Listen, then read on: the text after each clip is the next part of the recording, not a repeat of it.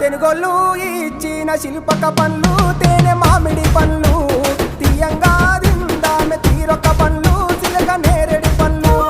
కాపంలో ఇచ్చిన మక్క కంకులు అవి పాల కంకులు కాల్చుకొని తిందాము కందికాయలు పచ్చి పల్లికాయలు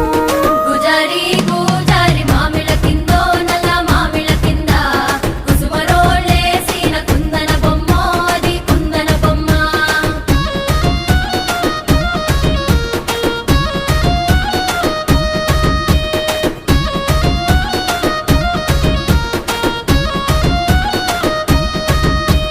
బెస్తోలు పెట్టిన పచ్చి చేపలు అవి వట్టి చేపలు